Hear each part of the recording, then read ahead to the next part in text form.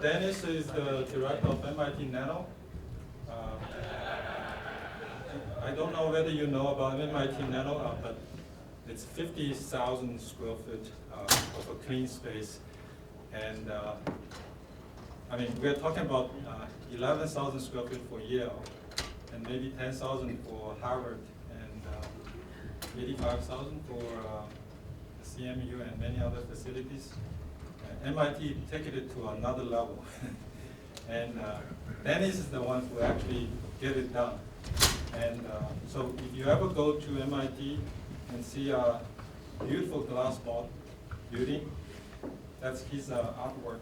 So without further ado, let's just listen to what Dennis wanted us to talk about, his effort in building this MIT.Nano. Thank you. So the good news is I'm not going to torture you through my talk, because all I'm telling you to do is listen to Alex and John, you're all set. So the first two speakers said everything I have to say. So I'm going to try to add a little bit of value to that, but basically we have at MIT.Nano, what I'd like to do is go over the confirming the basis of design. In other words, you have a basis of a design that's the first thing that you get between the owners and the architects and design team. So I'd like to go over that, talk about the process, closing that loop, and that's a really important part, because the last thing the architects usually want is to listen to the owners once they're in construction. You never get anything done. And then I have a bunch of examples, and I'll give some simple examples, which I have extremely detailed examples of, but in this talk I'm just going to give them the snippets, and then one detailed example as an example of how you can dive into these problems. Okay, so I'm going to talk about MIT.Nano, why, where, and how, what. I want to talk about the design process, closing the loop, case studies, a few snippets, and then a detailed example. Detailed case study, I want to give the conclusions on that, and then some final thoughts. Okay, so why, where, and what? So you're tinkering with atoms, so basically you have to control vibration, you have to control the electric and magnetic fields, you have to control sound, temperature, and humidity. This is the wrong presentation. That's okay, we'll just go with it. This is the wrong presentation. It's okay, we'll go with this one. Particles and light. So all of these things have to be controlled. You do not want either your equipment or your measurement devices being used by the people who are actually doing the measurements. So basically you have to make sure that the equipment works, the building works properly. Okay, everybody asks me, what's my vision for an academic nanofab? Well, the only vision I have is, how do I use capital to boost innovation, creativity, and the growth of information? So somebody gives me a bunch of money, and I take that and work with the design team, and we take that to a BOD, basis of design, and then you take that basis of design and take that into reality. Okay, so you're going from atoms to handhelds. You're going from making things that are atomic scale to making things that are in your hands. So you want to design a strategically accessible building. I can see that they're doing that at Yale. That was super important for MIT. I'm going to go over that in a minute. It provides new infrastructure for education, research, and outreach to train people, generate knowledge, and to deliver meaningful impact. That's the whole point of doing this exercise. So how do we do that? Well, there's three ingredients to it as far as I'm concerned. Now this is aside from the hardware, this is from the people perspective. Is you need to be able to bring people together, students, faculty, and staff, different disciplines, backgrounds, and skills, who can easily encounter each other, and then easily engage each other. So the whole time you're building this building, every time you're working with the architect, every time you're working with the design team, every time you're working with the construction team, these are the things that are always going through my mind. How does this make that experience for those researchers and those users benefit? In other words, if I build a building and it doesn't do this, then it's not going to succeed. So here's an example of MIT. So this is the MIT Central Campus. And what you'll notice is all the buildings are connected. And this is partially was because it was built in New England, which is freezing cold. And then it's hot. It's got all these different temperatures. So people didn't want to go outside. So the MIT built the first building, the main building was here, was this right here, through building 10, and all the way down. And so what happens is that it's kind of like, it was kind of a serendipity. People were just so close together and inside all the time. And I think this is one of the successes of MIT. So we wanted to keep this theme going consistent with the cultural background of MIT. If you look at, these are all the different departments that are in MIT. And so we put MIT.Nano right in the middle of campus. Now this was challenging because we had to get all of the construction hardware into this building site here. So we had to come through two building bridges, walkways were right underneath each of these things here, which was a challenge, I can tell you that. We had to break things down into parts. Like when we brought all our handlers in, they had to be broken down into the smallest components so that we could get them under these bridges. So here you see that, you know, everybody on campus can make, the central campus can make it to MIT.Nano easily. Okay, so we kind of got a nickname for the place. We called it the Machine because it was kind of we wanted a stone structure, right? It was all this beautiful stone work that was done on the outside, but it was all visible through this kind of like glass veil. And I'm going to show you a video of this later. But the whole idea was that you can see there was a lot of glass. You can see inside of the machine. You can see all the air handlers. You can see the people working in the laboratories. This is also, having worked in clean rooms my whole life, it's nice to be able to look outside. It's nice to get all that light coming in from the outside world. Because you go in there and you're in there for like 5 or 6 or 10 or 12 hours. And if you don't see that, you know, it's dark outside, it's like, yeah, you know, I need to go out and get something to eat before I faint in here.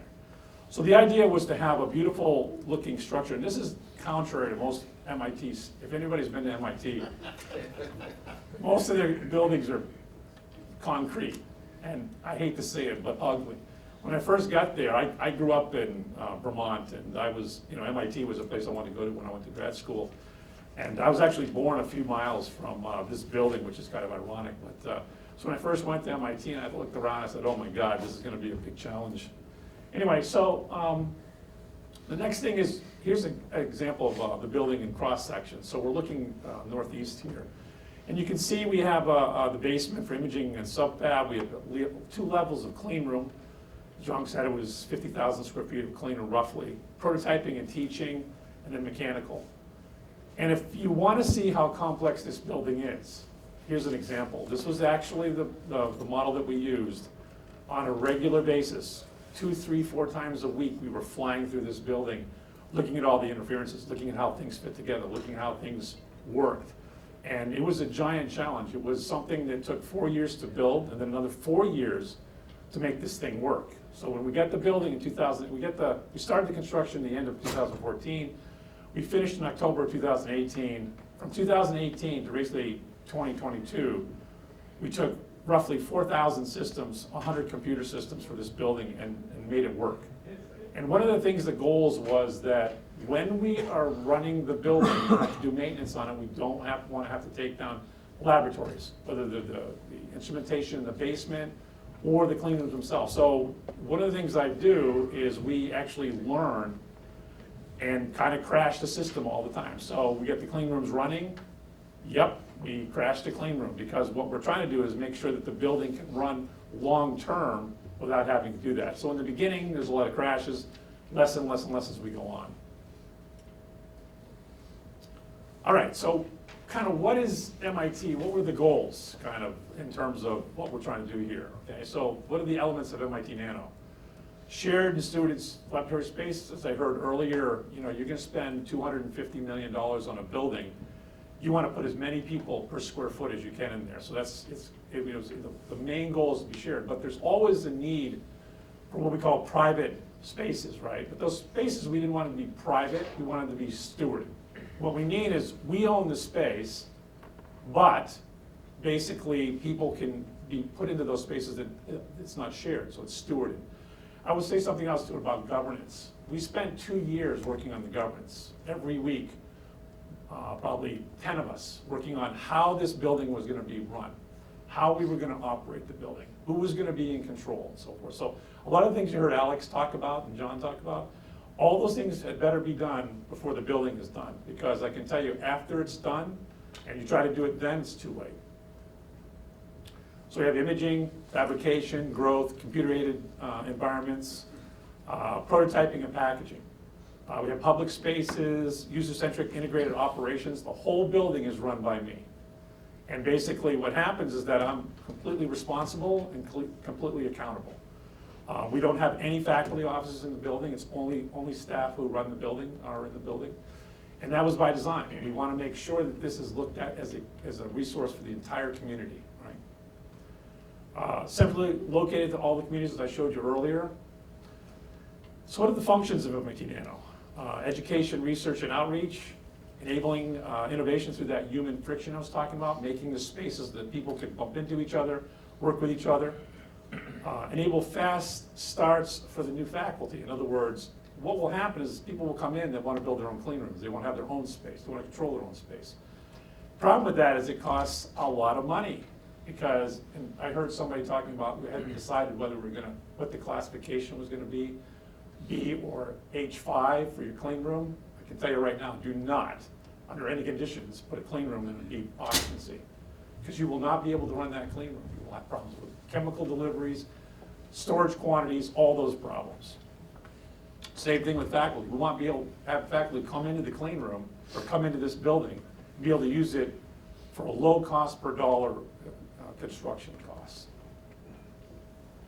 What's the communities of MIT.Nano? So we have the physical and the life sciences. We have a lot of biology in the basement. We have a lot of infrastructure on the first, second, third, fourth levels for basically the building of the clean room. And academic and non-academic, so it's completely open to everybody. So the building is roughly 214,000 square feet. You can see we have about 50,000 square feet of clean room. We have about 12,000 square feet of imaging space in the basements, and we have about 16,000 square feet of space for teaching, undergraduate teaching. The rest is other spaces. We have office spaces and so forth. But of the total roughly 214,000 square feet, about 100,000 of it is new space for laboratories. Okay, so now let's talk about the actual design process, right? Closing the loop, and I think this is the important part. You know, in the beginning, people basically, if we look at the sequence, you have a need by the community. Then you build the basis of design, right? The community says to the architects and the design team, what do we want? That's based on the vision, the goals, the baselines, like what energy, what size, scope, massing of the building, and the budget estimate, right? You can't have an infinite budget, you can't have infinite-sized buildings, you can't have a small building. You gotta figure those things all out. That's what generates the basis of design. It's the best money you'll ever put into a project is getting that basis of design squared away. Now, the important part of this whole talk is about keeping true to that basis of design. What happens basically is you have the owners are involved, and I'm going to show this in a minute. The owners are involved in the beginning, and then they slowly get less and less power as time goes on, because basically they're assuming that the architects, the design team, the construction people are following their what they put in the original basis of design. Now, it's not the architect's fault, it's not the builder's fault. It's the fact that there's no closed loop there. And the reason there's not a closed loop in general is that the architects get a job, the construction people get a job, and they've got thousands of drawings, thousands of specifications, and you take those thousands of specifications, those thousands of drawings, and you build the building. If you constantly have somebody coming in and saying, oh, that's not what I wanted, actually that's not what I wanted, this is what I wanted, but you can never get anything done. So there's a real balance there. I'm going to talk about that a little bit more. So you get into the design, which is the design team, as I said, and the owners. You go through schematic design, you go through detail design, and then you create the design, the construction documents. In this phase, performance is always at the top because you got the owners involved. The architects are listening. The builder's not involved yet, just the architect, the design team. Cost and then schedule. And you notice I've kind of scheduled this in size, right? So performance is the largest because that's at the front of everybody's mind.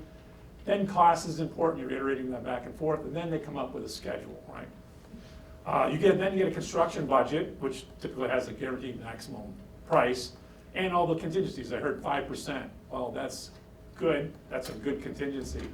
But sometimes you need a little bit more, because basically there's so many unknowns, And I'm gonna show you some examples of some of the contingencies we burned through, basically to actually make sure that the building did what it was supposed to do that was missed in the actual construction documents. So then you get into construction. Now you've got the builder involved. You've got the builder, the original design team, the contractors, and look where the owners are. They're kind of in the back now. And if you look, now what people are talking about is the cost and the schedule, and performance kind of falls off. Everybody assumes it's in the drawings. It's been captured, but it isn't, because what happens is that 1,000 decisions have to be made from those drawings and the interpretation of the architects and the design teams, from the owners, and then from the design team through the documents to the actual building people. Then you get the operation, right? So like I said, we started the building construction end of 2014, we finished October of 2018.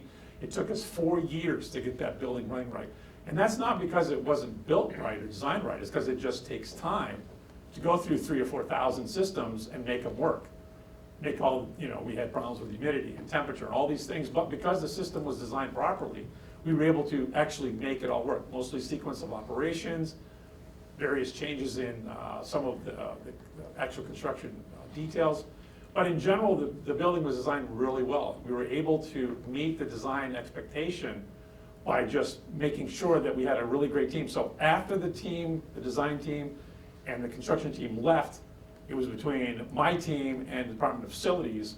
And we started working with the Department of Facilities early. Before the building was even built, I was already working with the Department of Facilities, learning about them, teaching them about myself, telling them what the intent was, really making the Department of Facilities and be ready for when this building gets done. Because what typically happens, the building gets done, gets handed over to facilities says, I wouldn't have done this, I wouldn't have done that, I wouldn't have done this, I don't like the way you do this is not the way we normally do things. So by getting them into the design process, so what I was actually doing is churning that pot all the time. And it was a painful churn, but the bottom line is that's what we have to do, is to close that loop. All right, so the challenge, what's the challenge? Well, first of all, the approval process, okay? Used to be, I'm an old man now, it used to be you had a bunch of drawings, you signed off on those drawings, right? Nothing went through until the drawings were completed, and then you signed off on them. Now what happens is based on time, it's automatic. So the drawings are sent out to somebody. If nothing comes back, no comments come back, boom, automatic approval, off you go, right? This is how you lose the intent of the owners, because basically what happens is that, as I was going to say here, is that there's an impedance mismatch between the owners and the builders and the design team. This is a complicated, difficult thing. You have some of the smartest people on both sides of this equation, right? But what happens is that they don't have this, the owners don't have the skill. They don't have the time. Don't get me wrong. Then the times when the night before, I'll get a drawing set that's got 600 pages to it, and I'm expected to give back comments in 3 days. Now, if you don't sit there and work hard for 3 days on those documents, you're just not gonna get through it, right? And so what happens is that people just say, it's done. They count on the designers, they count on the design team, they count on the builders, consultants, they expect all of them to keep it in play, right? So you've kind of got this really bad situation where you've got distributed responsibility, and we all know when you distribute responsibility, nobody takes accountability, right? They're all, well, the owners know the owners are okay with it. The consultants that we hired are okay with it. The designers know what they're doing. The builders know what they're doing. But what happens is that nobody's taking responsibility, right? Because the builders are sending out their documents, they're going through their process, and the owners are like, I can't kind of take the time to do this, I don't understand what these drawings mean. So you get an impedance mismatch. So as an example, when I arrived at MIT in 2014, I got there just in time for CD package, it was just done, right? They delivered it to my office, 1,000 pages of blueprints, 1,000 pages of specifications with 50 different divisions in it. It was pretty overwhelming. You got a stack of paper this high and another stack of paper that high, and you're thinking to yourself, everybody's up to speed. They've been working on this drawing package for 5 years, and I'm supposed to come into this and actually understand what's going on. Well, it was kind of overwhelming, but the bottom line is you have to jump in and dig in. I just said to myself, well, I gotta do this, so I jumped in and just started working on it a lot. All right, so here's a solution. There's multiple solutions. Each organization does it differently, but there's a common theme between all of them, so I'm gonna try to go over that. I think the most important part is closing the loop between the owners and the builders, right? And that was my job. My job was to make sure that, I was continuously reviewing the documentation package. Now, it took a long time to go from getting competent on that CD package so that I could actually understand the performance, because I didn't actually write the specs, right? I didn't write the drawings. I wasn't involved in the BOD. I wasn't involved in SD or DD. I came in at CD. And the problem with coming in at CD is a lot of the decisions are already made. So my whole intent was to get the intent of the owners, the original owners, and go back to them over and over and over. So I wanted to preserve the efforts and intent of the design team, and I wanted to make sure that we re-engage the community. So I would look at the drawings and think, you know what, this doesn't quite look right to me. So I would find out who had contributed that particular thing. So as an example, there was our toxic gas monitoring system. When I got there, the toxic gas monitoring system was being single bid. And I looked at the people who were going to be providing it, and I said, there's no way we're single bidding these people. But the toxic gas monitoring system is very complex. Our system has over 400 points, and it goes throughout this entire gigantic building. And so there was a lot of apprehension about even touching it, the design, right? Because it was designed by a special set of consultants, they did the design. But I've been working on TGMS systems my whole life. It's like, we are not doing it that way. We're gonna go back and we're gonna review this. So I went back to the original people who had specified the toxic gas monitoring system and asked them, what was your intent? And once I understood their intent, I was totally confident on going forward. So I was able to re-engage the community that way, and that happened over and over and over. The next thing, and this is kind of, I think in Yale's case, it's going to be a lot more complicated than this, but in our case, you have to integrate a skilled and experienced operator to the team. In other words, I'm going to get this when it's done, right? So I won't use my joke that I used to use with the construction people here, but basically I'm going to inherit whatever the design and the construction and all the results are going to be mine. And one of the recurring nightmares I had was that basically people are going to walk in this building, and it's one thing to look at a set of drawings and try to understand those drawings. Walk in this building, and they're going to look at it and say, oh, that's in the wrong place. That's stupid. Who came up with this idea? So basically, I was just in total fear that I was going to be, inundated with all these super smart people from MIT telling me what a crappy job I had done. So that was a real motivator for me to work really hard to make sure that basically we made sure that we were trying to maintain that intent of the original owners. That's what I'm saying here. Making sure that somebody advocated for performance is basically what I'm saying, okay? In other words, we wanted to re-engage the community, and this was anathema to the design team and to the construction people, because just thinking about bringing in these people again was really overwhelming. But bottom line is that it was absolutely the right thing to do. We implemented a change for process to change effect. We were able to escalate all the way to the people who were writing the checks. What would happen is we'd be in these meetings, construction meetings, and I would be trying to say, hey, look I know we have cost constraints, I know we have schedules, but this isn't going to meet the expectation. I'll give you a perfect example. Sounds trivial. I'll give this another example later. But when I first got the drawings, I thought to myself, how am I going to make any impact of this building? How am I going to make sure that I'm doing things right? And so I just said, well, I'm going to start pretending I'm moving into the building. So the first thing I did is I'm going to move my brand new Thames into the space, right? So I started measuring all the spaces and making sure I could get it on the elevator, get it down into the basement, move it in. Boom. Doors are too small on the suites, by 4 inches. Now, first I thought to myself, this can't be true. I must have something wrong. Maybe I could. So I spent a lot of time talking to the companies and finding out you can't break these things down any further than they recommend, right? Well, that was the first example of paying attention to the details. So when I went to the construction people and said, hey, nothing's gonna fit in your rooms. It's great, you drew this great drawing, you got a nice box there, but you can't get anything into it. That got their attention. So you have to build the credibility with the builders. They're not gonna give you credibility just because you're supposed to have it. You have to take it. You have to get that from them. And you have to do it by getting in there and proving to them that you have some value, a value proposition for them, not just, I'm here to try to make your life more complicated. All right, so let's look at some of the results, all right? So more than 80 items were identified, from door size, like I just said, to the gas sensor sensitivity. It took a year from the day I got there in late December 2014. It took a year before I was able to actually get the people writing the checks to acknowledge that performance wasn't being paid attention to. So basically, at that point, the design team and the construction team realized that performance had to be evaluated on an equal basis with cost and schedule. So that's kind of an important thing. It wasn't just cost and schedule. So the design team and the construction team felt that at the highest levels at MIT, they understood the performance had to be maintained.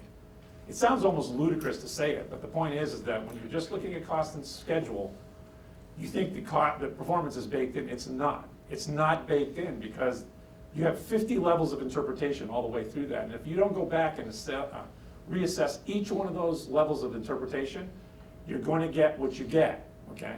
So, it took us about a year. This is why I love contingencies, right? And you need to have a significant contingency. The bigger the project is, you know, in the beginning you need a gigantic contingency because there's too many unknowns. And as you get closer and closer to being done, you can shrink the contingency, right? You either shrink it by basically burning it one way or another, by fixing your mistakes, or hopefully you're not fixing mistakes, you're just adding value back in. So you value engineer everything out, and as you get closer and closer, instead of letting the administration take your contingency back, which is what they're looking for, you actually convince administration to let you keep the contingency and add back value. Because one of the things, one of the terms I hate is value engineering. Sounds great, but value engineering is one of the most challenging components to making the performance work right? So if you can prove to the people writing the checks that they need to keep that value in the building, so as I value engineer something out, I can add that value back in using contingency because the risk is getting smaller as time goes on.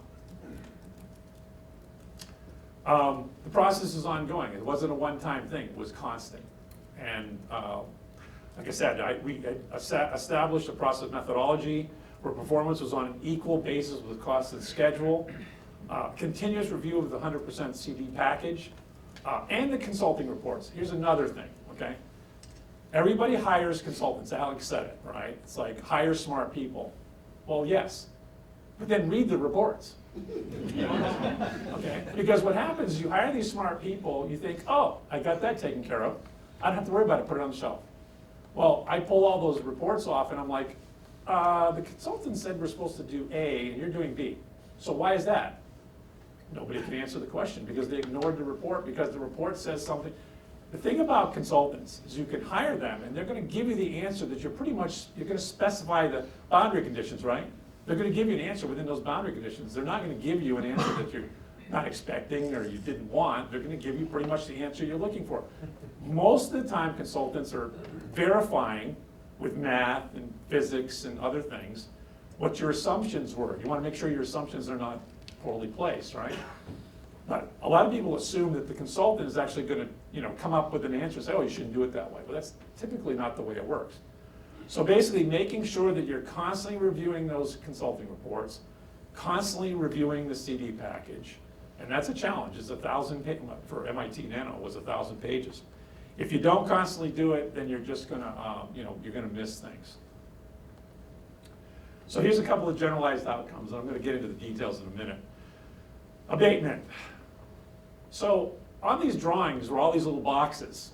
Remember, thousands of pages of drawings, all these little boxes said, point of view scrubbers. So in the beginning, when I was overwhelmed with everything, I thought, well, yeah, we have scrubbers, it'll be point of use. But as I started digging into it, I'm like, what are these point of use scrubbers? So I started asking the design team, what are these, who came up with these? Who's making these things? What are they for? Which gases they address?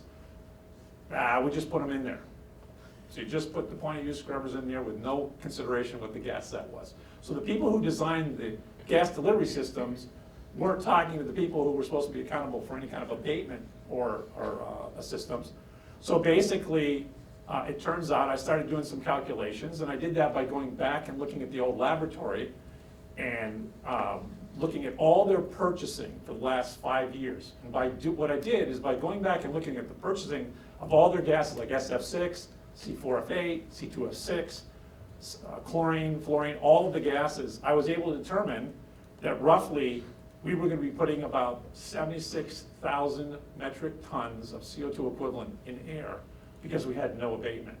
Because the only way to take out CO2 equivalent gases is to burn it.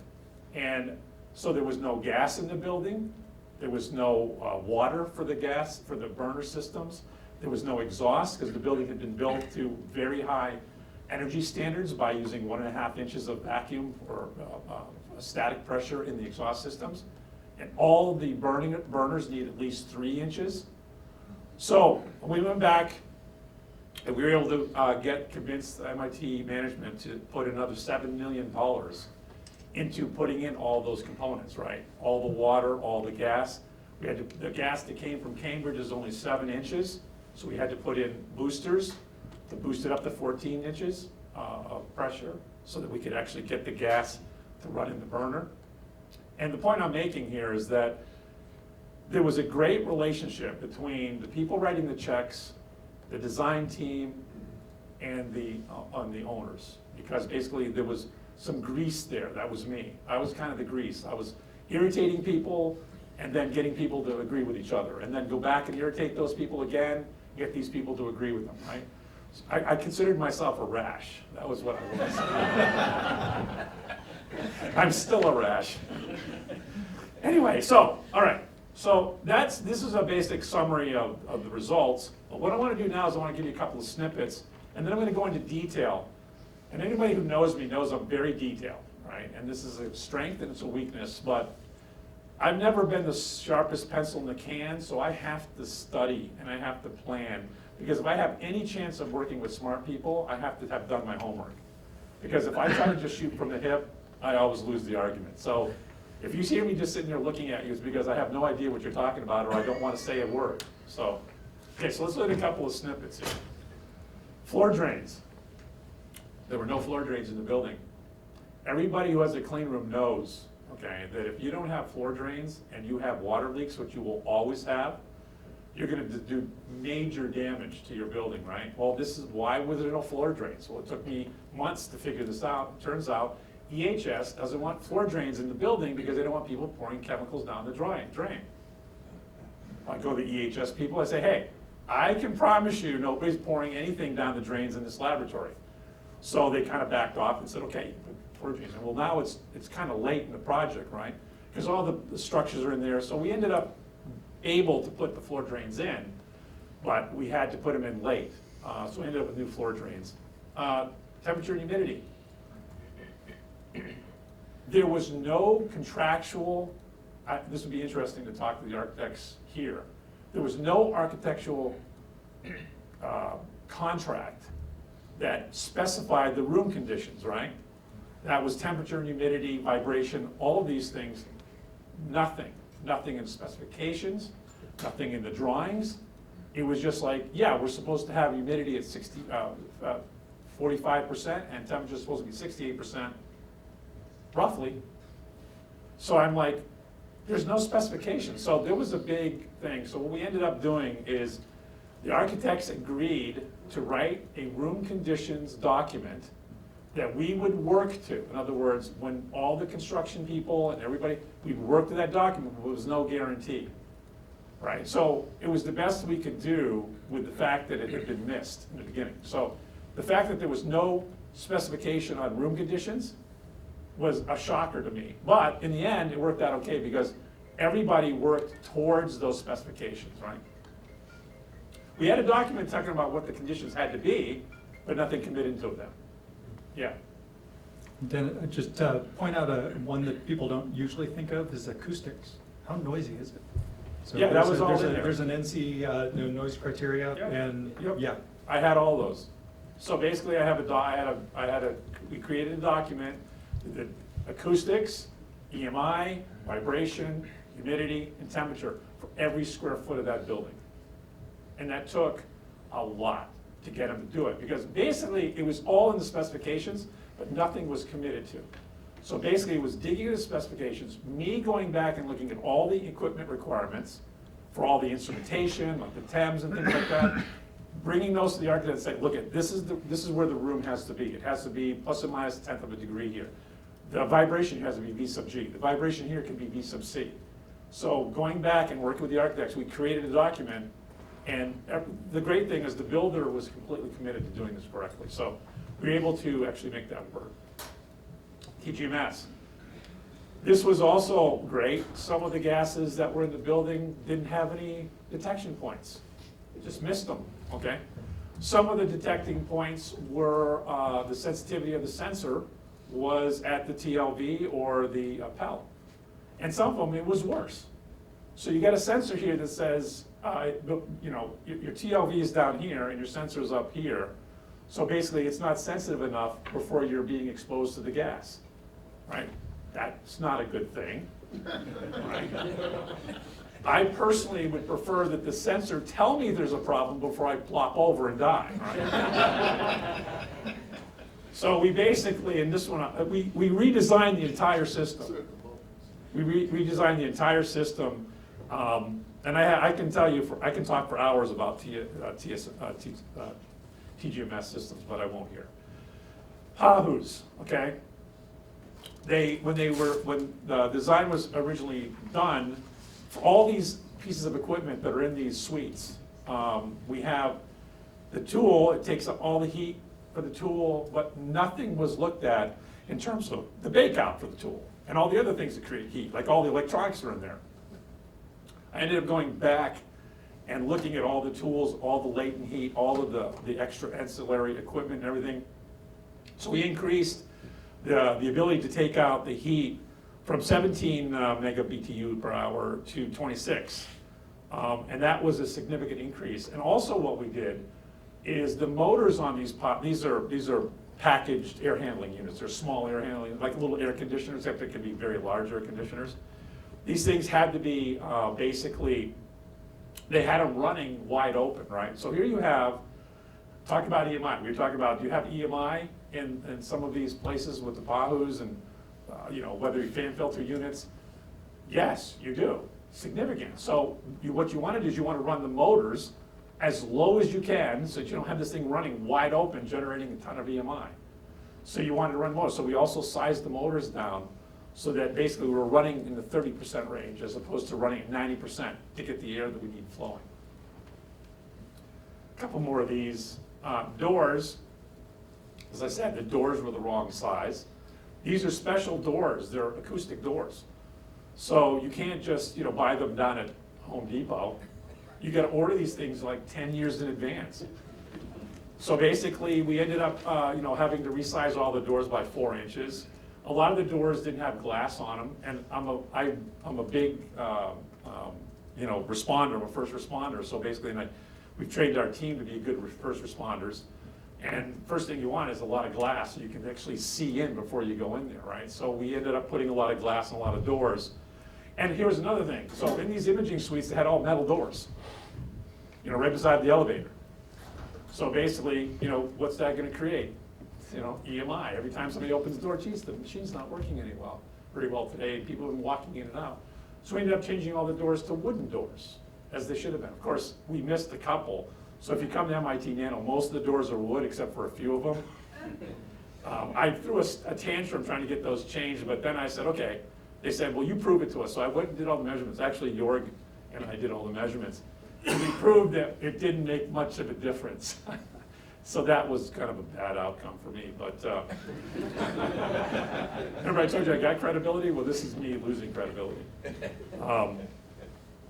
Process chilled water, okay?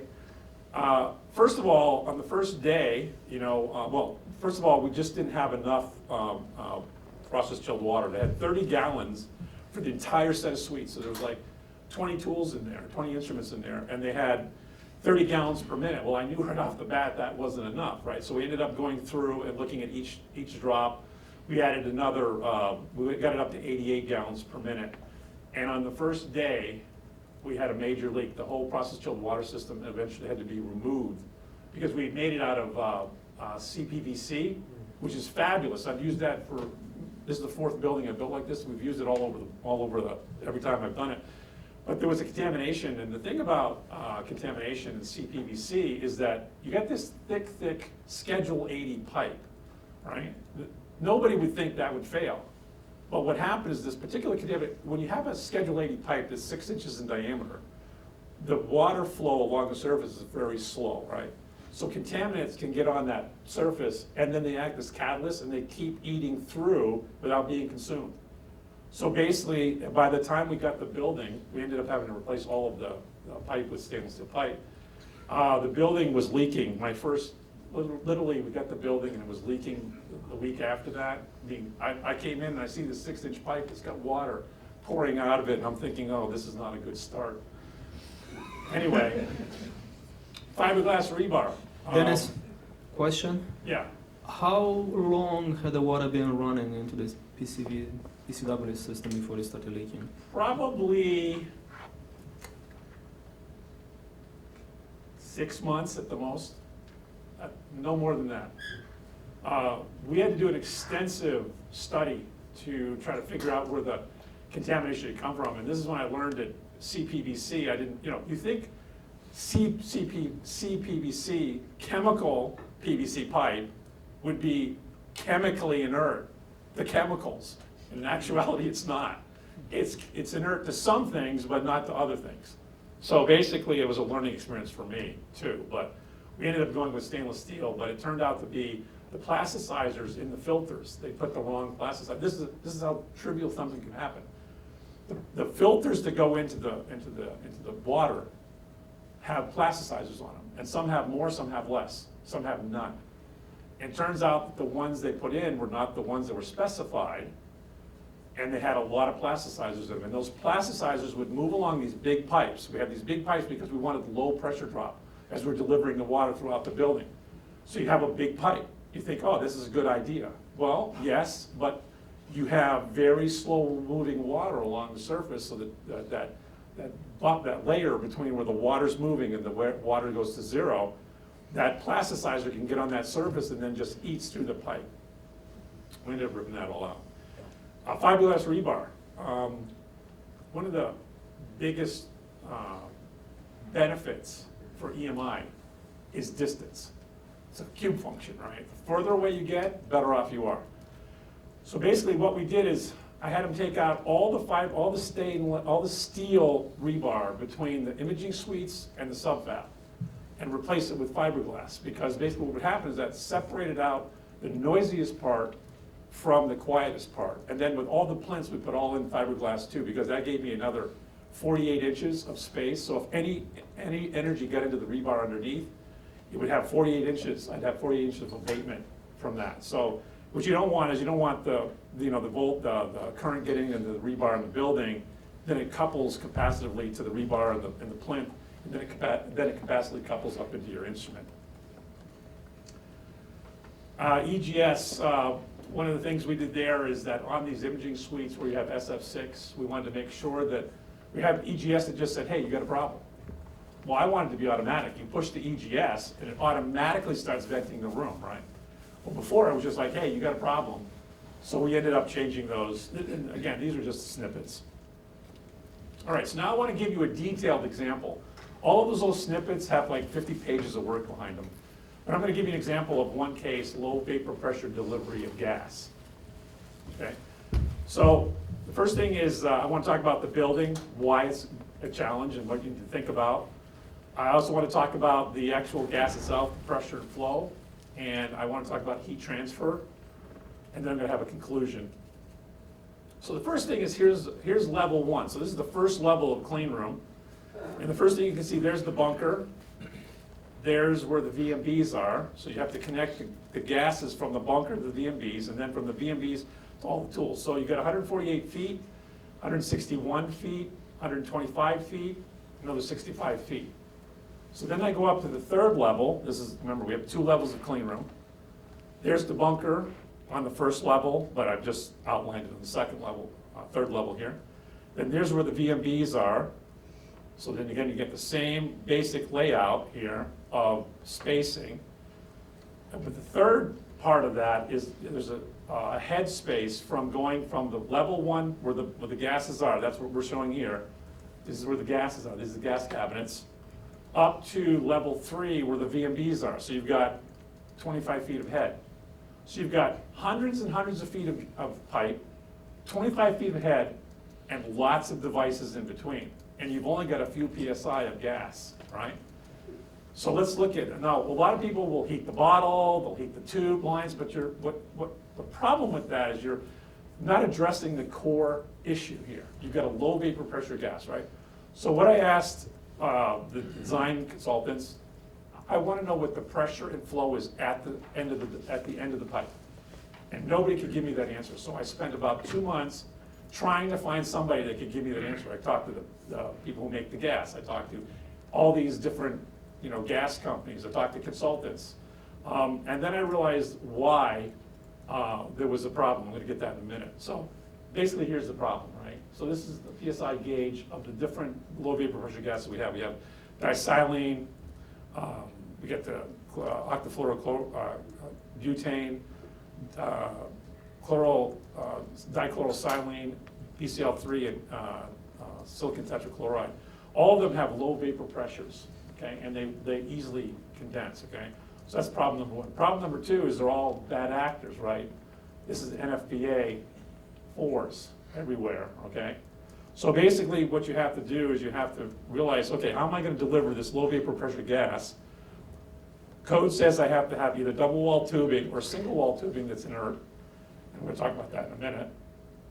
Then I have to monitor that annulus between the inner tube and the outer tube. All right, so let's look at the basic problem here. So you got a phase diagram here. Okay, over here is a solid, here's the liquid, here's the gas, okay? So you have vaporization, condensation, and down here is the triple point. So what you want to do is we want to be able to move, whoops, too fast. We want to be able to move down this curve right here. So if you're here at a pressure, so this is the delivery pressure, right? If you can move yourself down the pressure curve, you're going to move yourself to a lower boiling point or a lower point of vaporization. That's key. That's called low vapor pressure gas or subatmospheric delivery. When you when we did this, this was kind of known, people understood it, but nobody actually committed to it 100%. The only people that did was the Harvard people. Our friend, what's his name? Steve. Yeah. So he kind of put the idea in my head, and I said, that's a genius idea because it fundamentally approaches and attacks the problem at its core. It's not like I'm going to heat a bottle up or I'm going to heat the gas lines up. That's all ancillary stuff that you can do. So basically, delivering the gases at subatmospheric pressures is exactly what you needed to do, right? Now, the thing is that how do you do that? Okay, I can say I'm going to deliver subatmospherically, but so what does that mean? Does that mean that I'm going to have enough gas to get to the end? So I'm going to go through a little bit of an analysis here and show you. So we have 3 delivery options. The BOD, the basis of design, which is put the gases in the bunker and deliver from the bunker all the way to the VMBs, like I showed you before, and then all the way to the tool. Second option is you put the gases, and this is what a lot of people do, they put the gases right by the tool, like the low vapor pressure gas, like DCS.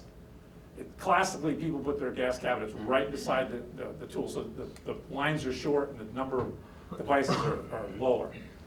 And the third option is to use Hastelloy tubing, okay? So that basically you can not have the double wall tubing. We ended up going with the BOD modified. You see I got this new one here, which is subatmospheric delivery. All right, so let's look at this, all right? Whoops. Why does nobody know, why has nobody done this? Anybody know why nobody's done this? It's harder than shit to do. Remember I told you, I'm not the sharpest pencil in the can, all right? But I'm really good at getting other people to give me the right answer, right? I know a good answer when I hear it. So that's what my skill is, knowing when other people give me the right answer. Well, here's why nobody else has done it right here. Now it took me months and months of talking to people and sucking it up and finally saying, okay, I'm gonna try to figure this out. So these are the equations that you have to solve to actually get the pressure and flow at the end of the line, right? So it took me over a year to calculate this with a spreadsheet. No, I'm not kidding. Every night I worked on this thing because I knew that ultimately, remember I told you I don't want people to walk into the place and say, and be embarrassed? You know, can you imagine you build this $250 million building with $150 million of enabling, another $50 million of getting the thing up and running, and the gases can't be delivered from the gas bunkers? What do you think the provost is going to think of me then? Okay. He's not going to give me any more money to do anything. He's probably going to hang me by my thumbs out front of the building. So basically, I knew I had to do this. So what happens? You take all these equations, you throw them into an Excel spreadsheet, and you start getting some answers, right? So for this, if you look, all the green are inputs, right? So how much flow can I flow? What's the size of the pipe? How long is the pipe? Here's all these materials properties based on the gas itself. And guess what? You come up with an answer. Oh, a fraction of a PSI. Okay, for 500 feet of pipe flowing 1,000 SCCMs, I'm only going to get a pressure drop a fraction of an inch of PSI. I'm like, holy shit, that might work. All right. So that was my first one. Right now I feel emboldened now. I'm like, oh, now I'm going to attack the devices themselves. So we go after all the devices, okay? And here's some of the devices here. So there's the head. That was at 25 feet, 30 feet. And then here's CV. So the CV is actually like the resistance of any device. So I went through and I calculated every single device pressure drop. If you look, as you see, the devices, here's the head, right, very small. The length of the pipe, 500 feet, is very small. But the devices themselves are awful. So a lot of these systems come with things like excess flow valves and things like that. For low pressure vapor pressure gases, not needed, right? So basically, we end up with a summary like this. So I look at all the devices, I do all the calculations for each of the devices, I come up with the gas drop for all the devices, okay? And we conclude that basically we're okay. We're gonna be okay, mostly, right? So here's the, for all of the gases now. So if you look, here is the actual thermodynamic of the pipe out of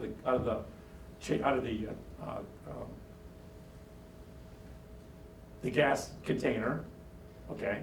This is the level. I push these up, so this is one of the variables. In other words, how far can I push my pressure? Because pressure drop is based on the CV, the resistance of that component, squared by the flow. So if I increase the flow, I increase the pressure drop. And as I increase the pressure drop, eventually it won't work.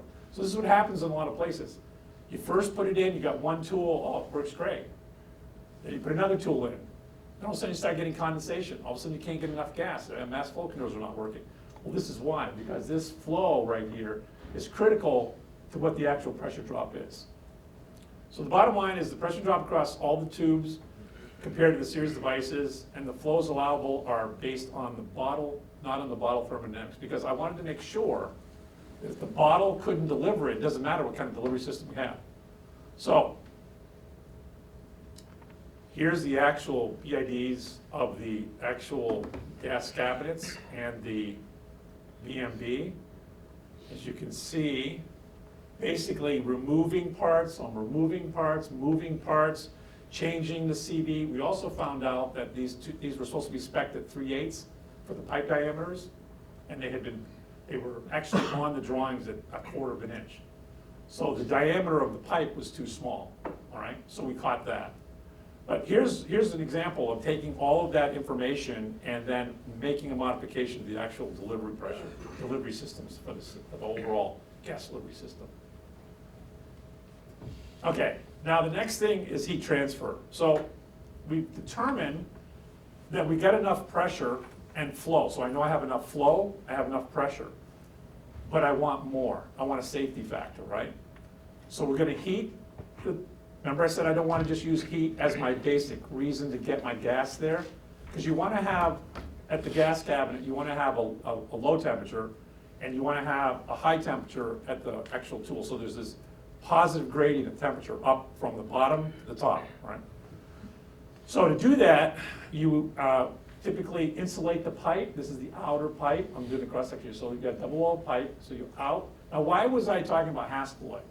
If I could use Hastelloy, I could put the heater right on the pipe. When you have a double wall pipe, this annulus here is usually vacuum. So I need to know whether I'm going to be able to transfer heat from this heated component through the steel, through the vacuum of the gas, through the next level of steel, into the actual gas itself, right? Has this been done before? No. Why? Because it's hard. Again, okay? Now, the blue, I'm pretty sure I did it right. So most of these equations are for like planar things. I had to transfer most of the equations from planar to not spherical, but circular.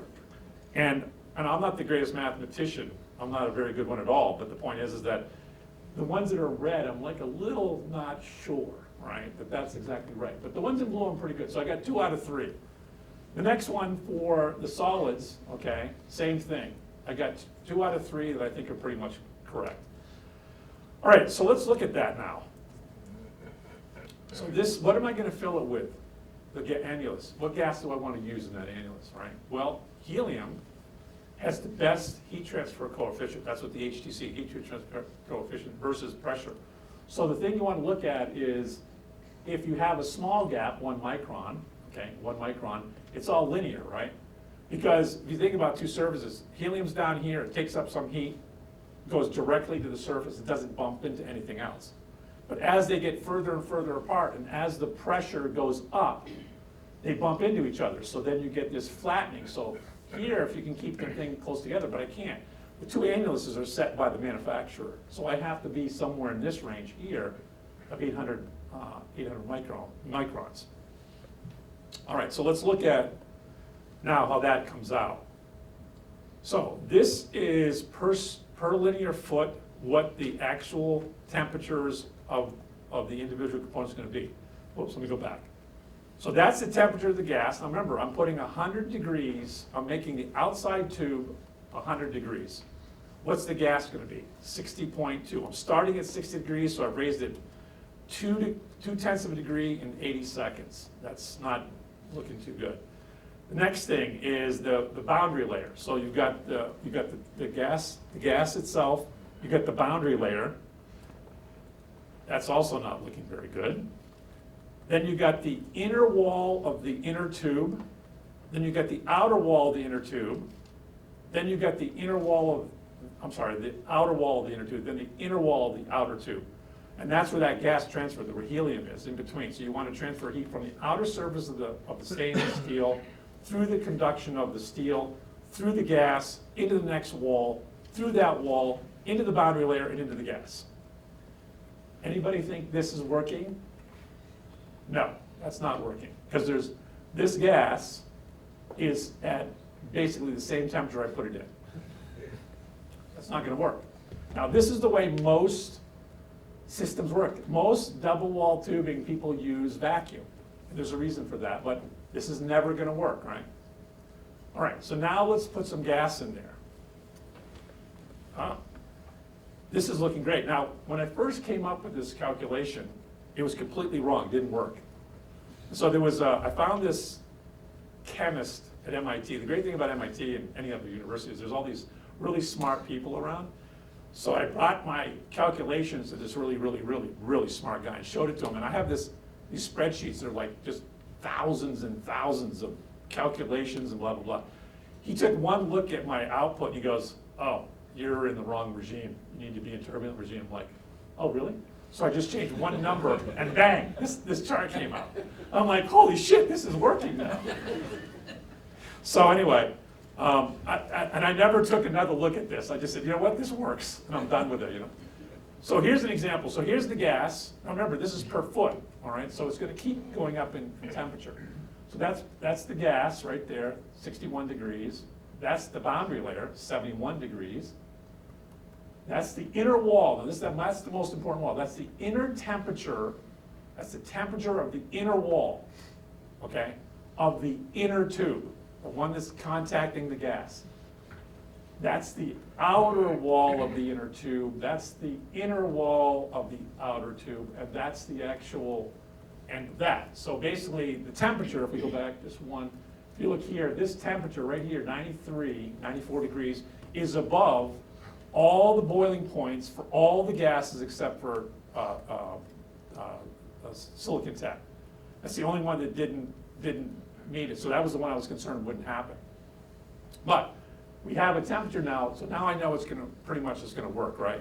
Because I know that eventually this gas temperature will get up to this gas temperature because I'm at a temperature above the boiling point. So if I do have condensation, because remember, you're going from a gas cabinet through all these holes, walls, up stuff, around stuff, people clamp things, the insulation falls off, the heater stops working.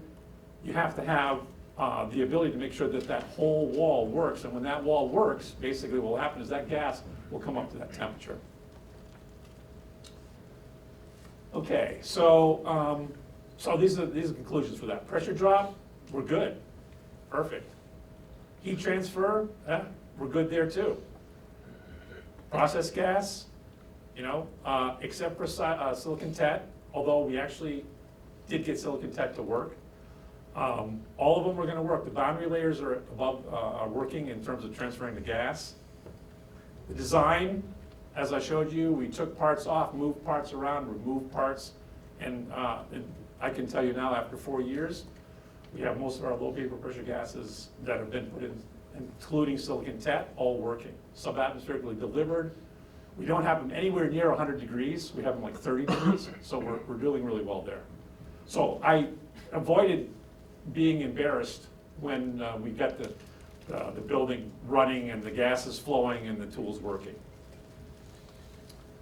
Okay, so final thoughts. Extreme ownership is the way I say it. I got this from a Navy SEAL. There's a whole book on this, extreme ownership, right? It's not just ownership, it's extreme ownership. Like, I'm gonna make sure this works. I'm gonna do everything I can to make sure this works. And if these two people aren't getting along, or this philosophical thing doesn't work, you gotta do what you gotta do to make it happen. You're spending hundreds of millions of dollars. And like I said, my vision for nanotechnology, academic nanotechnology fab, is taking that money and turning it into something that gives value back to the community. Teamwork. This sounds, but the point is that you have to have the design team, the owner, and the builder all realizing that the other person is bringing a value proposition to the game. It's not about me forcing them to do what I want. It's me respecting that they have things like cost and schedule, and them respecting that I'm gonna be left with this thing when it's done. Accountability. And the beautiful thing about this is that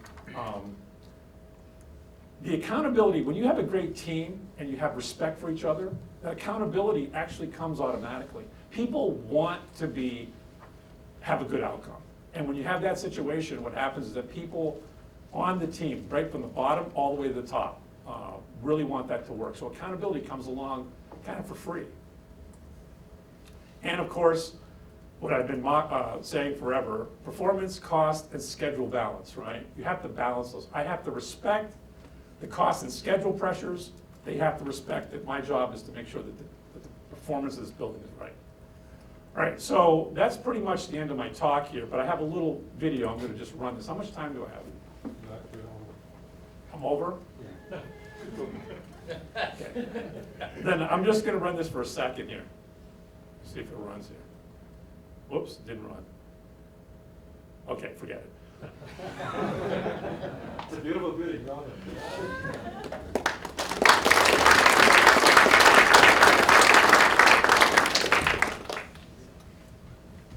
Any questions? There was some question about low vapor gas delivery. I think it was John, right? So that's how you do it. Yeah, we should chat more on that. Yep, yep. What do you do earlier in the process to engage and make sure that you've collected all of the comments from the stakeholders? I'm on the facilities and design team side of the project. Now, just the way you said that is the problem. Right? And I don't mean that in a negative way. What I'm saying is that collecting the comments, that is the way it's normally done, right? You go through a process, you check the boxes. But what you need to do is not just check a box. You need to have an ongoing relationship with the facilities people, where you go back to them all the time and say, hey, you know what? We're gonna be doing this for the Bethesda system. What do you guys think of this? Oh, that's crap. We don't like that. Oh, well, I'll go back, so you go back and forth. So there's going to be that person that's constantly reviewing those comments, adding new comments, removing comments that are causing the problem, causing energy to be expended, but no value for that energy. So basically, it's that closing of the loop. You know, the comments are the beginning point, but you have to actually be having somebody who's going to go back and forth and make sure that those comments are either realized, ignored, reviewed, modified, whatever it takes. So you need that closed loop. If you don't have the closed loop, then the comments will be incorporated when they can and not incorporated sometimes.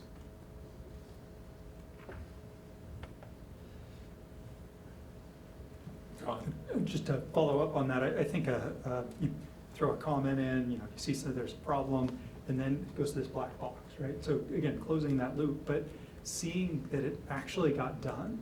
Like, there's a problem with the sprinkler system. Hey, here's a photo of it. We just installed it. Want to let you know that comment was taken. It made the space better. It met the performance requirement. Just an FYI. Like, that's a great way to build that relationship, to build the communication, build the trust. So we have been doing that, going back and forth. We, collect the comment, and then respond, and then wait for a response back again. We do close the loop on that, mainly with our facilities providers. But as far as faculty, end users, it can be actually more difficult to solicit feedback from them That was what I was talking about with early in the needs process. mismatch. That's exactly right. And a lot of the, the thing about comments or the feedback, okay, sometimes you gotta dig for it, right? In other words, you look at what the drawing says, or you look at what the specification says, and you realize that maybe it isn't facilities, maybe it's not the actual construction people, it's a faculty member in some meeting gave this comment, and nobody understands it, so they ignore it, right? So a lot of times it's a lot of detective work, just going back and finding where those comments came from, and that's where, I tried to add value by searching out where did this comment come from, so I understand if it was important, or if it wasn't important. But you have to do that work. You have to actually go back and try to find the person who actually made the comment. Because a lot of times it's verbal. It was just captured by the design team, right? Meeting, blah, blah, blah, blah, blah, comment written down, where'd this come from? So sometimes you have to undo that and go back and figure out who came up with that comment. Yeah. Follow up to the follow up. So the way to do it is to have somebody like Dennis, a staff person, whose job is 100%. Because somebody can make a comment. Who has the capability, the time, the knowledge to make sure that that comment actually made it on the specification and drawings? So you have to have a person on campus whose job is to build a new cleanroom.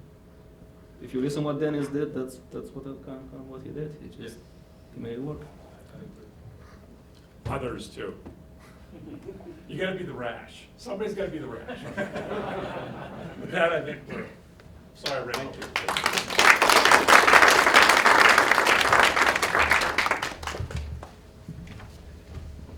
You are talking to a real engineer when you have to see them derive equations and collecting all the data and trying to fit them all.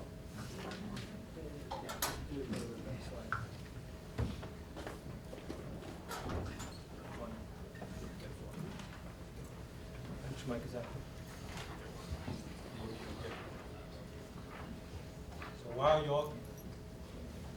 while Jorg is getting prepared, I want to give him a brief introduction. I don't think Jorg needs introduction. I've met him a few times at UGIM. The thing he really impressed me about is he really take a very small problem and derive a real ingenious solution that makes everybody think twice. And sometimes maybe think more than twice. Or maybe purchase a new equipment because of his suggestions. I did it, so. Well, with high expectations, I'm in trouble. But I want to start actually off by asking you a question. How many nightmare scenarios keep you up at night?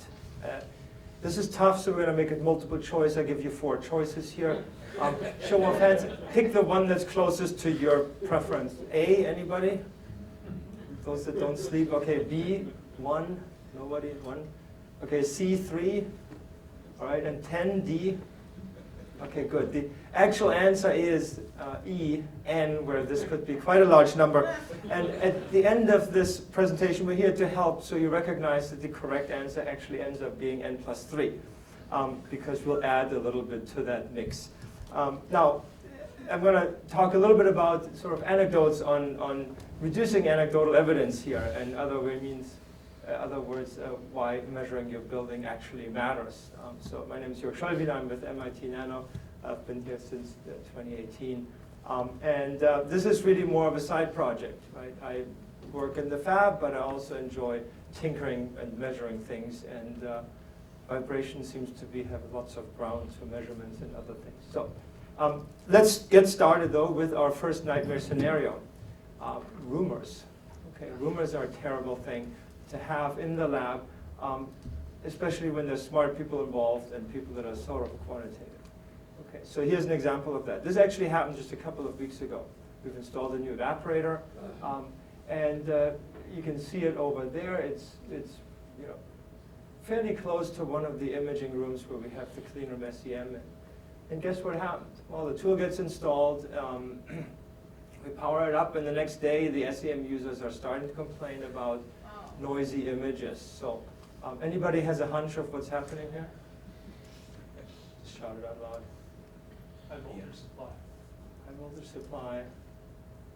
Something, vibration, EMI, something, right? So, okay, this is bad news. Now, we can go to the end of the bay, now looking at the same 2 situations here. And it turns out then the AFM users right here are also complaining. Now, we have in between, we have an EBL tool. The EBL users are a little not really quite certain, so I'm not sure why, but anyway. So we got SEM and AFM people worrying. So our hunch pretty much is now, okay, something is going on with the tool. What should we do? The nightmare, of course, is we got to remove the tool. The other nightmare is we're going to have all kinds of rumors of people saying, well, that tool disturbs my work.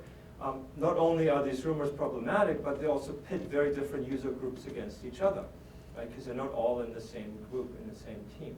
So this is quite problematic here. What we're going to do then, well, what we did, we take it serious, we take actions fast. So what we can do, especially since the tool is not up in production sort of mode yet, power on the tool, look at the results, while you power it down before, during, after, power it back up, right? That's what we got to do. Now, there's 2 things to that analysis, actually. We can go with the manufacturer spec, the EC criteria, EMI specs, and so on of the SEM, and say, as we measure, do the specs still meet? In that case, we can go back to people and say, well, it really is all within specs. People probably still won't believe us. So in addition to that, we also run the SEM, for example.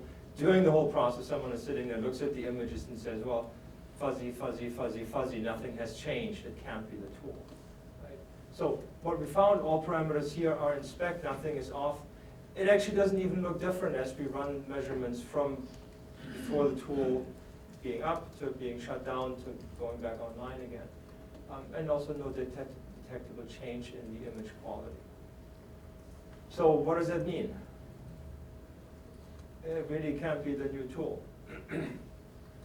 And so then, of course, you go back and analyze the SEM and the AFM, and ironically, then you find that, well, the AFM, there was a CDA issue at some point. The table stopped floating, so that has to be reset. The SEM, the turbulence in the chiller caused issues, and perhaps the presence of the new tool made everybody sensitive. right? Suddenly, well, my arm hurts. Normally that wouldn't bother me, but if I'm read a certain article, maybe I'd become worried, right? So it has a lot of that component in it, right? But anyways, fixing those two things then fix the issue, right? But you can see that if you don't do any of this, you're going to have these strange rumors emerging, and they're impossible getting rid of, right? People will keep insisting on that, and as they spread, faculty will come to you and say, well, this new tool is terrible, and no matter how many times you would have disproven it, it would still be an issue, right? So you want to be fast and really quick here. Conclusion of that sort of nightmare scenario is, yes, act fast before you have problems, and especially before people get antagonistic with one another. And then, of course, in order to do that, you have to practice. You got to be ready for these sort of emergencies. You can't just say, well, let me see how I could measure vibration or EMI or something else. Let me see how I analyze the data. All of that has to be in place so you can jump in. It literally took us just 5 minutes to set up the system, run it. We have the right scripts. We got the spreadsheets to analyze the data and get the results the same day, as opposed to thinking about it for weeks. So that was our first nightmare. Before we get to the second one, though, I want to give you a little bit more clues about what it is we're measuring, what the details are, and some of the analysis that you can do that really help you get a sense for what's going on. So this is the problem, right? We have an instrument that sits on the floor. We want to measure its performance, and typically vibrations come into play here. Now, vibrations can come from many different sources, right? We have the building, the fans, the pumps, everything else that vibrates inside the building. This is only going to get worse over time, right, as you start populating the lab. Then we have the occupants that run around that make a noise, right? If you put a dance studio next to the TM room, you will have a problem because people will make lots of footfall vibrations, right? So, and then of course the external sources, things outside your building, right?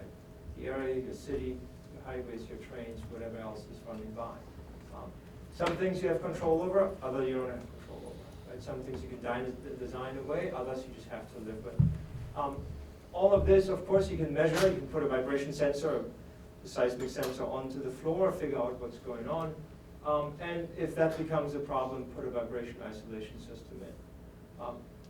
This is not the solution to everything. This simply attenuates in certain frequency ranges by a certain amount. Right? If the floor is rumbling because you're sitting on top of a train track, no matter what your vibration isolation system is, it isn't going to work. Right? So don't view these sort of situations as this solves everything. And I'll show you some data to prove that. Now, how do we get from a measurement, that sensor on the floor, to the performance of the tool? We sort of run through what's called vibration metrics or VC curves. That is our quantifiable thing. We can do that by throwing a bunch of math at the data, and we get the result. The vendors of the tools will say, well, we need to meet these VC criteria, then our tool is supposedly going to be good. From that metric, though, you can get to the actual performance. And you do that mostly by magic, less by math. This is why you want to stop at the VC curves. At least it's something everybody can talk about and agree on, as opposed to kind of, well, the image looks clear. How do you know? Of course, the users care about the performance. They don't care that your VC curves match. If the performance is terrible, you'll still have the same issue. All right, so we'll dig into that a little bit. The way we do this is we measure, typically we measure acceleration. Right? And we're going to get to these VC metrics over here somehow. And there's one important thing. I'll tell you why this slide is actually important. But you can go back and forth between vibration, velocity, and position. Or vibration metrics really come as the third octave. This is what people chose, the third octave RMS value of your vibration velocity in this case. So we can, transform that out. Or we could potentially do the transform elsewhere and then move back and forth along this. These are the possible paths. We just have to find one path from here to there. It doesn't matter which way. We can make a big roundabout loop if we prefer. I prefer this one because I hate integrating and I enjoy multiplying. So I'll choose this. It's a lot easier to do in a spreadsheet. You don't worry about strange things happening and verifying what you're doing. One important lesson, interesting thing, is we had talked to one vendor who insisted that no, our measurements of the vibration velocity here was not good, they need to remeasure it because they have to measure in acceleration or position is what they were interested in. Right? So, interesting, so they don't necessarily know about this pattern. So this helps you get back and forth, right? Talk to different people, talk to different standards. Now, if we do this and look at it, these are the kind of plots you will find. We're plotting here the vibrational velocity as a function of your third octave band center frequency. The hard part here is figuring out all the boring details that allow you to get the right answer. And so my message will be, throughout the talk, measure what you're doing. And if you have consultants and vendors that come in and measure, ideally you measure alongside of them because you learn from them and you verify your results. Right? Because if you don't verify your results, you get some small detail, you get to multiply it by this weird square root of 2 for some strange reason, you'll never get it the correct answers. Right? So typically the nice thing here with the VC curves is in the velocity range, they are flat lines. So the vendor might say, well, for this TM, you got to be VCG. That means your vibration in every little band component has to be below this level. Right? And then you plot your data, you measure it over sometimes minutes, sometimes hours, sometimes days perhaps, and you say, well, half the time, let's say 50% of the time, I'm going to be above this line. I would breach VCG 50% of the day, and 50% of the day I'm not. Right? VCF I'm always below. So this is what we call the L50. And you can split that up by different levels of sort of different percentiles, right? Maybe the top 1%, this is 1% of the day, you're worse than that, right? Nothing works. And then 90% of the, or sorry, 10% of the time, you're actually below this 90% above, right? This is the kind of data you'll start staring at. This is what you'll communicate with vendors, with the designers, with everybody who's in the boat. And that's very nice, but and then you look at this and say, well, okay, VCF, I want to be there. We have a problem here, right? This big bump. How do I get rid of it, and how do I understand what it is about? Notice we are simplifying the data as we condense it into the VC curves. We're throwing away a lot of information, right? You might be measuring a gigabyte of stuff, and you get this one little chart out. So maybe there was something else before we got there that we should have paid attention to. So rather than doing this, this is all lossless.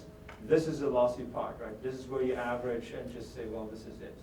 What I'm proposing here, what we've been doing is take that raw data, do some very, very detailed analysis for your own sake, not for communicating with people, but just to understand what it is that goes on in your building with all the different parts. And if you do so, you get some very, very interesting insights. So here's an example of that. Remember that very coarse plot of the VC curves? This is in depth, right? The quietest and the noisiest times. Right? Okay, so we got, what is this? Frequency on the horizontal, vibration in the vertical, now per single hertz frequency band. Okay, there's a big weird bump here, and then we see, as we drop in frequency, we have less and less noise, because that noise doesn't travel as much, but we get very strange series of spikes here. What could all these little spikes come from? Well, maybe those are mechanical things, right? Single, very, very narrow band frequencies, a pump, a motor that runs at exactly 34 hertz, not 35, not 32. Right? So this is why we want to measure this kind of data. And if we do this, we can make the plot even more interesting and difficult. So what I'm looking here is not just, this is in-depth and frequency. I can look at this in-depth over time and frequency. So vertical is again our frequency, horizontal is our time. Now this is now over the course of about a week or so. The way to interpret this is kind of every little frequency chunk is its own line, and as I go up in frequency, I plot it higher. What do we see? The most striking thing is at the top. Right? These weird little noisy blobs, and they stop, and they get noisy again, and they stop. What is that? Well, okay, what frequency is it? Sort of every single day. When does it stop? Well, I can't tell you that, but I know that it stops at 2 a.m. When it started at about 5. Yeah, like a train, right? And the weirdest part is, it's noisy. You can see that a little bit here. Noisy, noisy, noisy, stops, and then one more noisy. That's the last train, because it always sweeps everybody else up and it's late. Okay. So that's a subway that runs by MIT.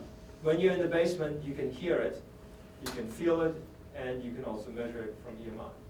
Right? It's always present. Now, in between on the bottom, this is, we have to figure that out. You'll learn later what this is, some weird little splotches down there. But then here, these are the makeup air handlers. You can kind of see motors going in and out, all this big zigzaggy stuff, right? As one ramps up and the other ramps down, and so on. And then there's this very odd 34 hertz noise in there. And this is why I'm showing you this graph, to explain to you why it is important to measure tight frequencies and why it is important to have data from your BMS, for example, that allows you to understand what it is. Right? The BMS knows, this is how we know it's makeup air handlers. We know the frequency of the makeup air handler. We look up our measurements, we correlate the two. We know it's this unit versus that unit versus the exhaust fan. So where did the 34 hertz come from? Well, the answer is this. I'm zooming in, and in green, this is the fun part. This is recirculate, or the little sort of power heater in the mechanical space. That thing ramps up and down. From the BMS, the speed value that I collected, I draw in green. This is not me overlaying the data to highlight it. This is the actual BMS data in green that matches perfectly with the vibration frequency. As it ramps up, goes to higher frequencies, gets noisier, ramps down. Below 45% speed is not audible anymore, not measurable. So this is the fun part. If you have the ability to measure in high detail, because you own the measurement system, you can run it for weeks, nobody will be bothered. Right? You can begin to correlate it with data if you have good data from the BMS. Right? In this case, we have about 5-minute interval readings. I'd love to have higher density data, but somebody doesn't do that. Okay. Anyway, good enough, right? So this is kind of fun. This brings us to the second nightmare. Kind of goes in that same direction. Second nightmare is being stuck with something that you can change. And so going back to this data here, we figure out, okay, this is the subway. Kind of cool, right? Because when the subway is gone, it's actually really, really quiet in that frequency range. We got the building from the makeup air handlers to power that I just showed you. And then we got this very strange big bump here that maybe we'll claim on the area, on the city, on the surroundings. And we're stuck with this. We can't move MIT out, to a different place. So, looking at this over time again now, not just as a frequency snapshot. Over time, this gives us all the answers. And this allows us to figure out how to solve our second nightmare. High frequency, again, this is our subway doing its thing.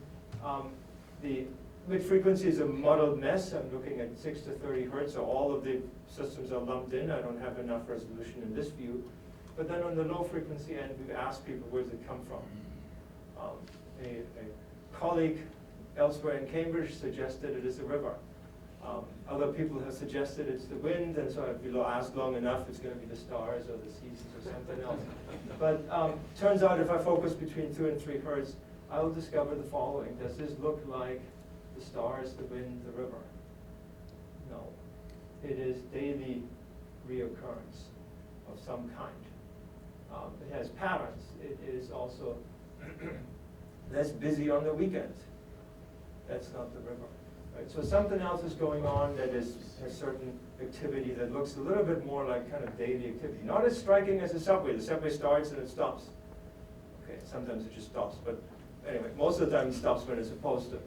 And so what is it? Well, so we did a whole bunch of different analogies. It turns out if you're thinking about traffic patterns, this is what it looks like. You can download traffic data for the highways in Boston. So you can say on this highway, these are the number of cars, the number of trucks per 15-minute interval. If we do this, we can figure out it's actually due to noise from traffic.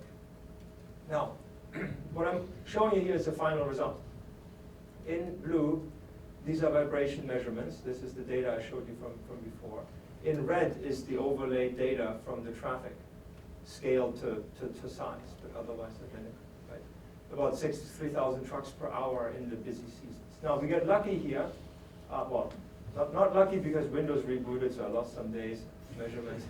And I don't check it every day. Auto updates are terrible. Anyways, we got lucky in some sense because we measured this right during COVID. This is during the shutdown. Traffic plummeted 45% in the Boston area. Truck traffic, only about 10-15% drop. Right? So, but it was strong enough that you actually have some variability, right? You can see the end of March time frame is very different patterns from the beginning. So it gives us some confidence, right, in that kind of analysis. So kind of neat. And here are the highways, right? Here's MIT.Nano. We got 2 highways. I-90 primarily annoys Harvard because that's where the new building is, I guess. I-93 annoys MIT because it's running past here. We can measure it, right? I-90 actually has very few trucks. That's how we rule out in different track patterns. No trucks on the weekend, pretty much. So we know it's not that highway, it's the other one. Then we look at the literature, and people's actually, obviously know this. We're just rediscovering it because we're a little ignorant, but we catch up. So trucks actually do contribute most of the vibrations. Regular cars don't. Right? So we worry about trucks. We also worry about bridges that make life even worse because they have some strength, resonant frequency and a few hertz perhaps. It's exactly what we're seeing. And if you look at Boston, we got this beautiful highway that runs here on a viaduct for a couple of miles. And that's really a great way for 3,000 trucks per hour to transmit all their noise into the ground through the bridges on top of that, right? That's where it comes from. So by going into that high frequency over time analysis, we can actually analyze and identify this. Now, does this help? We're stuck. No, it doesn't really help. Right? Luckily, okay, you get the benefit of being on bedrock, but you have the downside of still having highways and bridges. So if you can convince them to move the highways out of the way, that would be nice. This is, last time, this used to be an ugly bridge. It's improved, so I don't think they're going to tear it down for you. So potentially you're stuck as well. Now, too bad. We can't move the highway. We can't do anything. It's nice to know all of this, but it really doesn't go anywhere. What can we do? Well, okay, we could go back out to our default. We'll just throw in an isolation system, hope for the best, and maybe life will be okay. This is what it used to look like, and Dennis talked a little bit about that in the previous presentation. Right? We have a 50,000-pound plinth. This is our spring mass isolation system. We put the TM equipment on top. Everything should be okay. The plinth isolates. It's a damper, and it looks like your typical freshman physics spring mass thing, and it attenuates like this. Great for high frequencies. The subway, no chance of ever seeing that. The building systems probably also attenuated. But what happens at the low frequencies? Nothing, everything goes through. If you're out of luck and the system behaves like that, you might even amplify. This plinth actually, when it's not floating, when it's sitting on the ground, has a resonance frequency of about 30 hertz, and it amplifies tenfold at that point. So it's great for measuring vibrations in the building of the Mahus because they're in the 30 hertz frequency. Okay. So maybe not the best choice of a system. So rather than putting eight of them, let's put in a little bit fewer. Good here, bad there. Right? So what actually then was done at MIT.Nano is to say, well, let's replace some of these plinths with an active system. So rather than having a big amount of concrete, have measure the vibrations, have actuators that balance it out. Right? And the result is the following in this case. Now the benefit of the actuators is you choose your frequency range, right? So you can actually reduce it, but in this case by 10x, in the 2 to 20 hertz range where it matters. In other facilities, maybe that is a completely quiet area, and you may worry more about 30, 40, 50 hertz if you have a lot of other equipment. Right? So it gives you that choice to move your focus around. Being able to measure ourselves was great because we could measure this and tell the, in this case we went back to TMC, says, over here, when you said it should attenuate 10x, it only does 8x, can you come and retune? Okay, so we can verify. And at a later point, we can go back to the tool and say, well, it's still giving us that performance that was supposed to be. So understand your frequency spectrum and the time.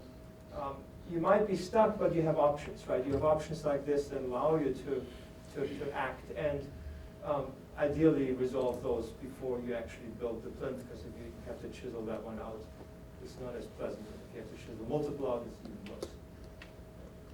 And so the last nightmare, and the third one here that we're going to look at then is hindsight. Of course, you knew that was coming. Tell me anyway. So in hindsight, yes, okay, fine. So what do I mean by this? This is now I'm going to switch from vibration to electromagnetic interference. Let's say you have a nice TM, you put it into the building. The TM has to have a spec of 10 nanotesla of magnetic field. That is what the requirement is from the vendor. Well, we have our subway that not only adds vibration, it also adds EMI because it runs on hundreds of amps of current. And we measure a few hundred nanoteslas of magnetic field. Is that a problem? Not if you work at 3 a.m. And so you tell the students that come at 2 a.m., work until 5, and then the rest of the day sleep. Well, luckily there's a way to fix things, right? Just like vibration isolation, we can have field cancellation. The way that works here is our environment. This is the magnetic field from the subway. We'll put in some current coils that produce roughly the equal opposite field, and if you add that up, you have no problem, at the very least in theory. This is great. This actually works for the subway, right? Because it's far away, it's a uniform field, it's slowly varying. This kind of method works really well.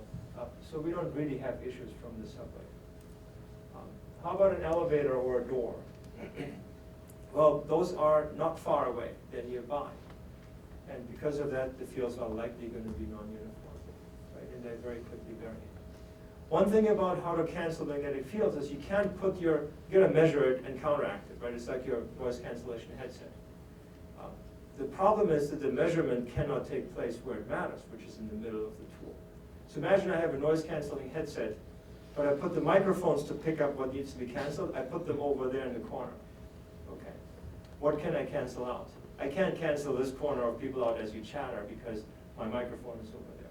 The only thing I can cancel out is the airplane flying over us, giving us sort of a uniform noise, right? Because then I don't care where the microphone is at. So there's a lot of sort of a bit of an art to it. Where do you place it? How do you tune it? That the measurement you do kind of in the wrong spot allows you to cancel in the right spot, right? It's not as simple as it looks. And it explains a little bit why non-uniformity and all these other things actually become problematic, right? Much harder to cancel than the faraway fields from something like a train. So to explain this and give you some data, this is the basement of MIT.Nano. We have 2 elevators here, freight and a regular passenger elevator. In yellow here, that is the public hallway. And I'm going to just focus on 2 rooms, okay? Now, we did these measurements actually at between 2 a.m. and 5 a.m. because otherwise the subway would mess everything up, right? When we had a very, very quiet environment. So I'm going to first focus on the elevator here because that's nearby. Which of these 2 rooms do you think is more valuable? Researchers. 8, because it has a suite, it's close to the offices, but it's further away from potential noise sources, right? To quantify this, the elevator has about 5 nanoteslas or less impact on the measurement in that room number 8, 50 nanoteslas in 1. So if I have to place a TM, I certainly will not put it into room 1 because I'll never have happy people.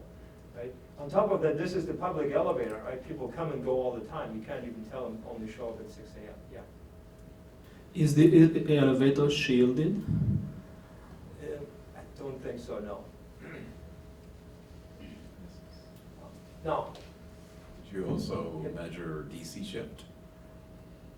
This is sort of quasi-DC. Okay, it's Yeah. very low frequency. Exactly, yeah.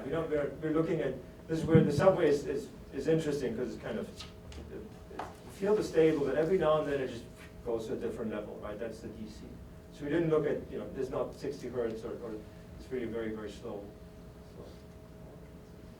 I want to contrast these 2 rooms. And what I'm going to do is I cut the map into, or show you maps for each, and then I'll demonstrate the doors and the other things. All units are in nanotesla. Again, our spec is 10 nanotesla. This is our public access. Public access means people come and go, lots of uses of the door. 50 nanotesla for the elevator, that's terrible. Doors, 200 and 140. So if you're in that room, this is why people have signs, imaging in process. Please do not enter. Because of that, if you go in, you'll probably mess up the tool at that point.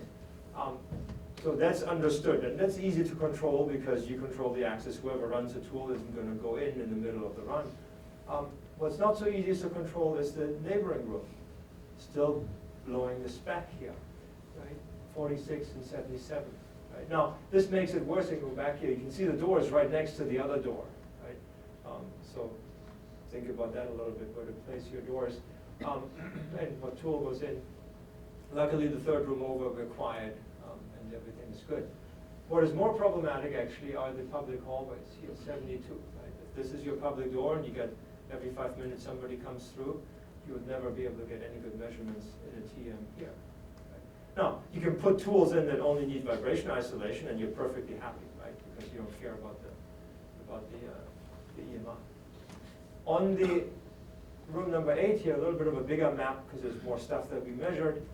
Elevator has no problem. Public doors don't have an issue, we're too far away.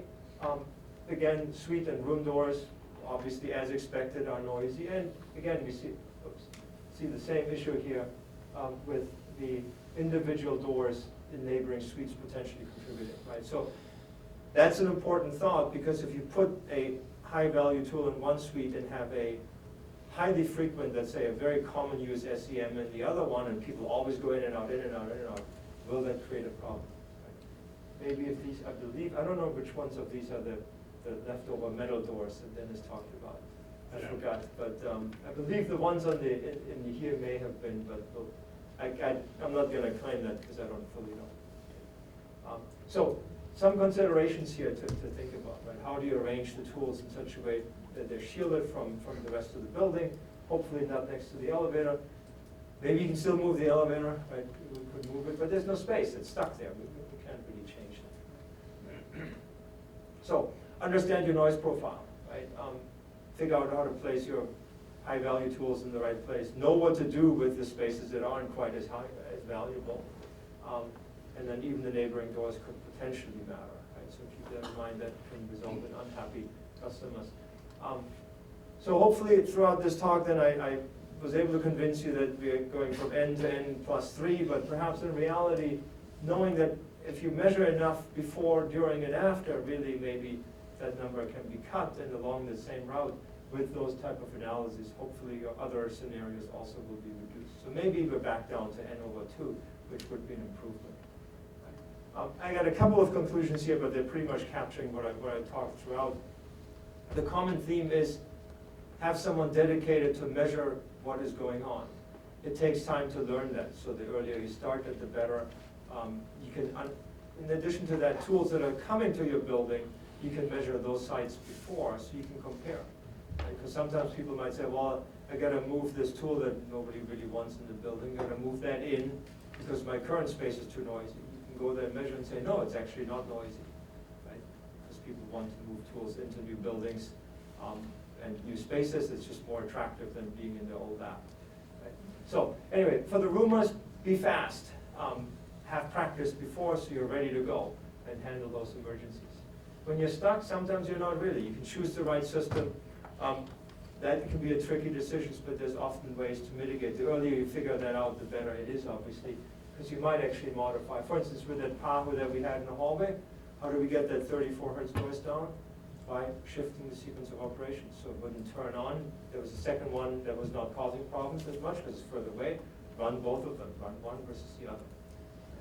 And then, of course, for hindsight, well, really understand the profile and recognize that the cancellation systems are not going to be your solution for everything. They're there as your last fix, right? Your first fix is to understand what's happening, figure out where to place the tools, and then to get down to that final level, that's where you add the cancellation systems in, right? Don't rely on that as your, it'll solve the issues and not have to worry about it. And obviously don't stack, vibration isolation systems on top of each other. All right. With that, I think we're done. Any questions? I'll leave these up here for Ronald. On your map, which way was north in the building? North was up. North was up. Yeah, because when you're interfering with the Earth's magnetic field, which is 50,000 nanotesla, then any of those Ferris doors and the elevator. But that's at least that's a constant-ish Yeah. thing. But you shift that, and then you start shifting on E-beam systems, overlay accuracy. Right. Over time, but yeah, we have all of the systems, E-beam, TM, all of them have cancellation systems around them. The benefit, of course, is that things that vary slowly and they're uniform are easy to cancel. Yeah. Things that vary quickly or are extremely non-uniform. Right? If I put some weird dipole really close by, that field is going to be really hard to cancel out because all you produce is a uniform cancellation field. so that makes life easier. Hey, Yep. the subway, the noise will impact your e-beam writing? No. We haven't found that, because it's significant, but it is far away that I propose, assuming this is sort of a constant field, so that hasn't really caused any issues. Yeah, I guess all those traffic, noise too, that's kind of strange. It won't impact any clean room stuff, right? The traffic noise generally, no, not for the clean room. We got noisier things, but for the TMs and the other high-value tools in the basement,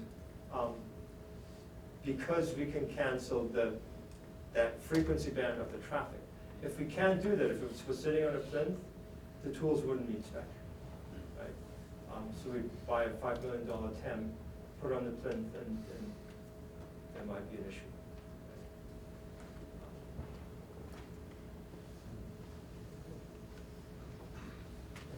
Time for lunch? Yeah, lunch will be from now until 2 a.m. Before we come back. Oh, no, sorry. 2 p.m.